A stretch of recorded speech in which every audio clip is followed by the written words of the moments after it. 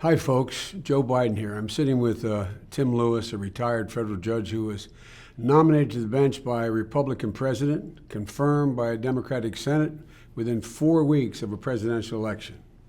Hello, everyone. That's right.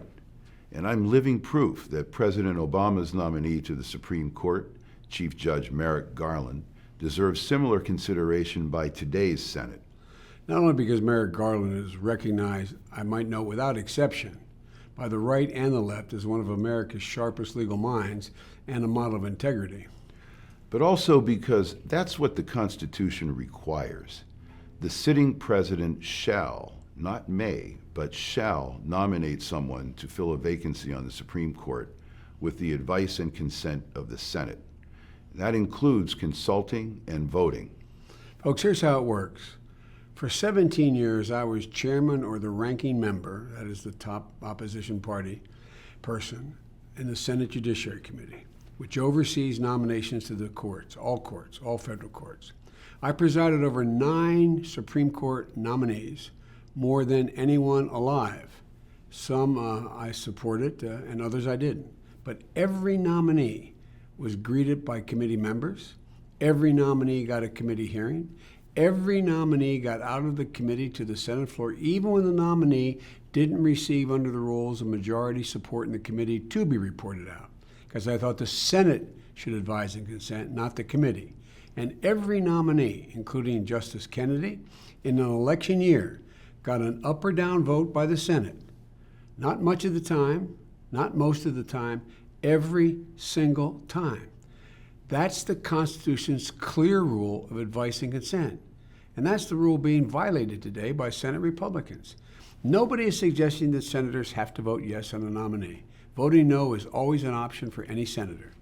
But saying nothing, seeing nothing, reading nothing, hearing nothing, and deciding in advance to simply turn your back, it's not an option. The Constitution leaves open to a United States senator. And it has real consequences for all of us. In the several months since Merrick Garland's nomination, we've already seen how the Senate's refusal to act is preventing the court from fulfilling its duty of interpreting what the law is and resolving conflicts in lower courts. This historic obstruction is leading to greater litigation costs and delays, the burden falling mostly on average Americans rather than corporations with endless resources. Unresolved decisions by the Supreme Court are leading to federal laws that should apply to the whole country being constitutional in some parts, but unconstitutional in others. And if this continues, our freedom of speech, our freedom to practice our faith, our right to vote, our right to privacy, all could depend on where we happen to live. And the longer the vacancy remains unfilled, the more serious the problem. The greater confusion and uncertainty about safety and security. You know, if you have 8 justices on the court, Justice Scalia himself wrote that it raises, quote, the possibility that by reason of a tie vote, the court will find itself unable to resolve significant legal issues presented by the case.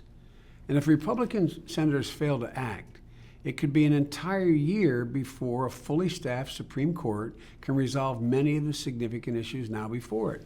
Folks, there's enough dysfunction in Washington, D.C.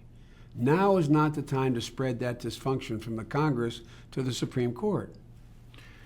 And we're better than what we are seeing. As a country, we are only as strong as the traditions we value, that we sustain by dedicating ourselves to something bigger than ourselves.